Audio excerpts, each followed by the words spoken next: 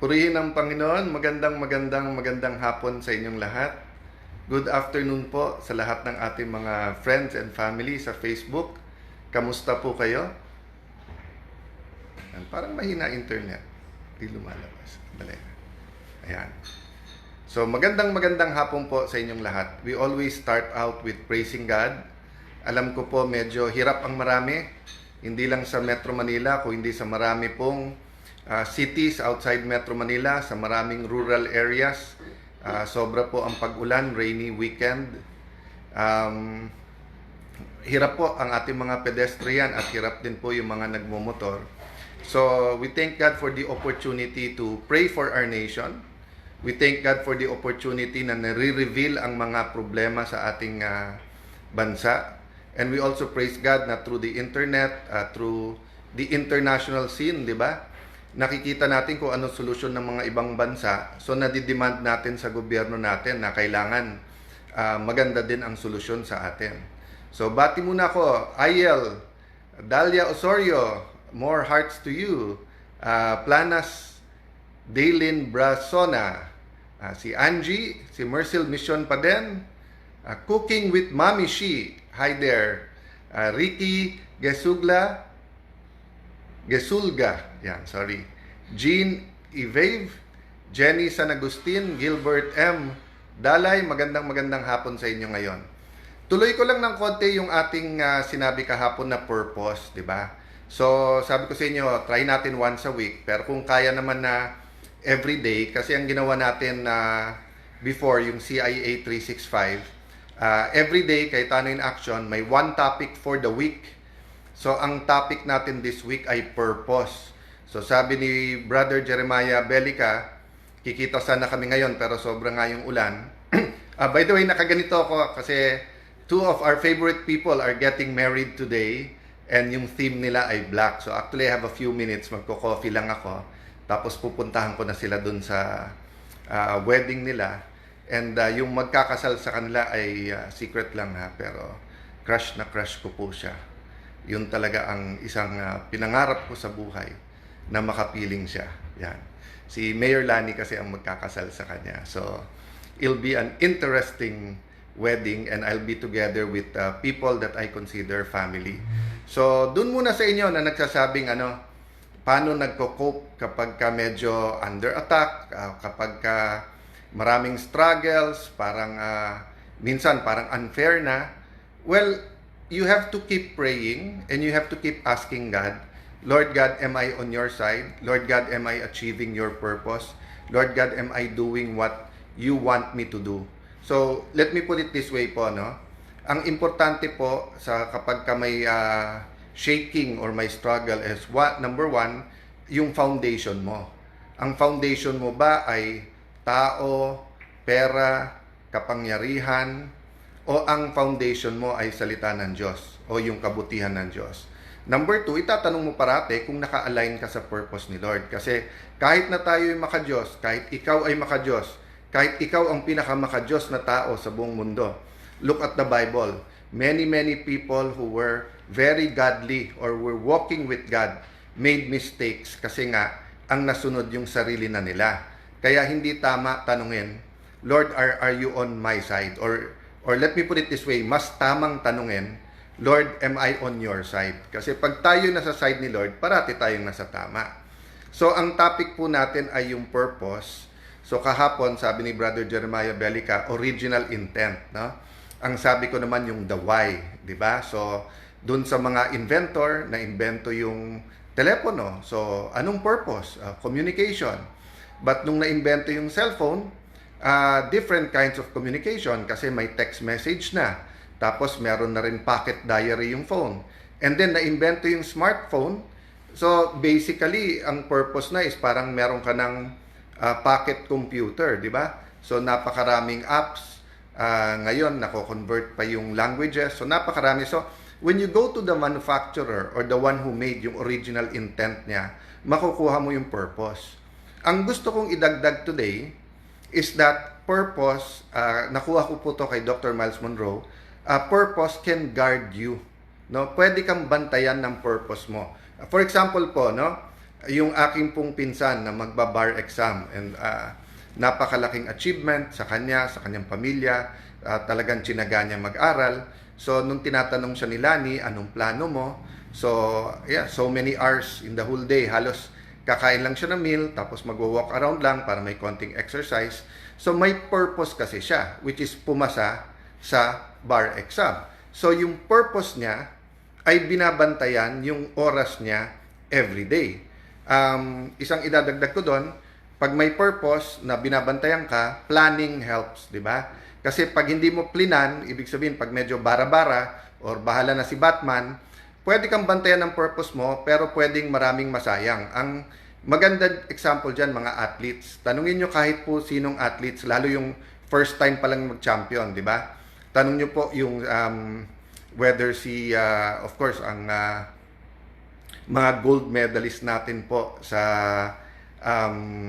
Olympics o ngayon, syempre si Alex, di ba? Pag tinanong mo, talagang yung diet, yung health nila, tulog ng tama, ibig sabihin yung hindi magpupuyat, yung wag magda-drugs, wag magninigarilyo, wag iinom or kung inuman, wag masyado.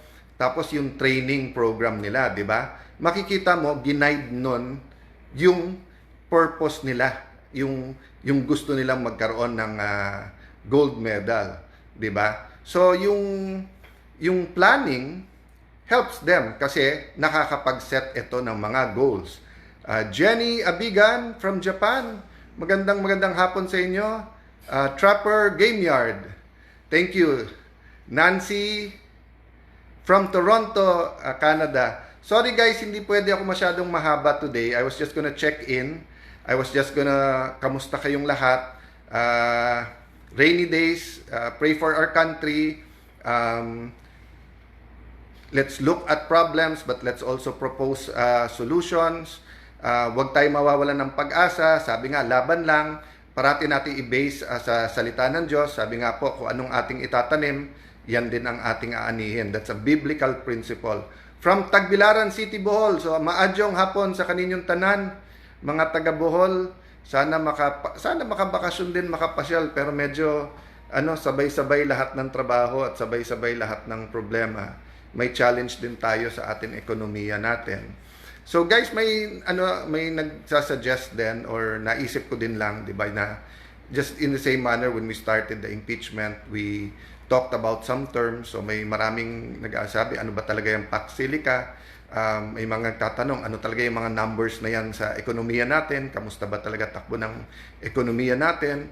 So, ang iniisip ko, humanap ng partner pagka isa o dalawa, maybe pro at con. Pag pinag-usapan natin yung mga yan, para mahimay natin na mas maganda. Oh, shout out, taga Paumbong, Bulacan. Ayan, dyan po talaga galing si Lani. Although lumaki po siya sa Marilao at Bukawi, pero taga Paumbong po talaga ang kanyang tatay. So, God bless at shout out sa lahat sa inyong mga Bulakenyo. Shine Silva Atienza, laban lang, bilog ang mundo. Yan. Magandang point yan kasi yung iba, akala ata flat yung mundo, but okay lang. Watching from Hong Kong. So, sa atin mahigit 200,000 mga kababayan na nandyan sa Hong Kong at lahat ng OFWs natin, di ba? So, OFWs, di ba? Purpose nila, yung why, bakit sila nag-abroad. Most of them po, kabuhayan para better future sa kanilang pamilya. Yung iba, existence, meaning hindi kakain ng pamilya pag dito magtrabaho dahil maliit ang sweldo or walang makuha ang trabaho. So, ang purpose, mag-abroad, existence, yung iba naman, better life, di ba? Yung makapag-aral ng mabuti, better schools, yung medical ng mga pamilya, makabili ng bahay. So, yung purpose guides them. So, minsan, may quick money. Marami po talaga Pilipino, hindi lang dito pero abroad, nagsascam. Kasi minsan, hindi in conflict with your purpose yung ino-offer sa'yo. Diba? So, for example, ang purpose mo, better na kabuhayan. Nakaipon ka, $5,000. Tapos may nagsabi, uy, 10% a month ang dito, ang interest. So, yung 5,000 mo, may 50 ka agad. Ilan buwan mo inipon yung 5,000 na yan. Isipin mo sa 10% a month. Sa 5,000, 500 yung interest in 10 months. Doble ang pera mo. Ingat po tayo pag masyadong maganda kasi pareho man yung purpose, pwedeng scam yan. So yung resulta ay iba. So, di ba kasi iba pa ho yung matetempt tayo at hindi tayo binantayan ng purpose. Yung natetempt, so halimbawa, purpose mo, mabaligdiktoryan, pero panay ang lakwatsa, panay ang barkada, panay ang inom, hindi mo na-achieve yung purpose mo. Dito naman, yung example ko po na kapag ka may mga investment opportunities, it can be in pursuant, di ba? Pwede itong para nga yung purpose mo ma-achieve, pero pag scam yan, pwedeng it will set you back big because nga yung naipon mo nawala.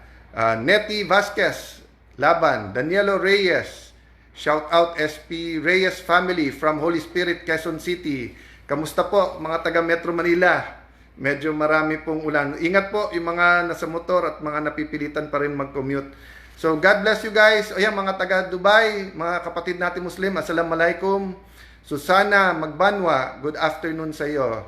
Pastor Wilbert Butchal, God bless you. God bless the Goshen Center. Happy birthday pala.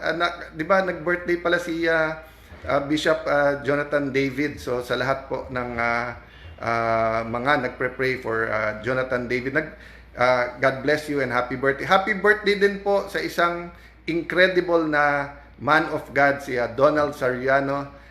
Pastor Donald po, dyan po sa bandang Baguio, sa bandang Itugon, doing great work for decades and decades and decades. God bless you po. Aimee Balila, maulan dito, Tansa, Cavite. So keep safe everyone. Alam ko na. Kaya ako nga naisip mag-vlog, nakalimutan ko lang. Kasi nga kahapon, katambay ako sa bahay, may binili akong bagong libro, nagbabasa-basa ako, kinascan ko lang, nagpre-pray. Umulan ng malakas. So pumunta ako doon, tapos naligo ako sa ulan. Favorite ko po yun nung bata ako. Actually, hanggang ngayon pa rin. Basta't malakas na malakas yung ulan, tapos nasa bahay lang ako.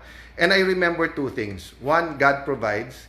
And number two, it doesn't have to be costly or expensive for you to have that provision from God. Diba? So minsan, parati natin pinagpre-pray na solusyon ay napaka-high-tech o pinagpre-pray natin ay napaka-mahal na mga bagay.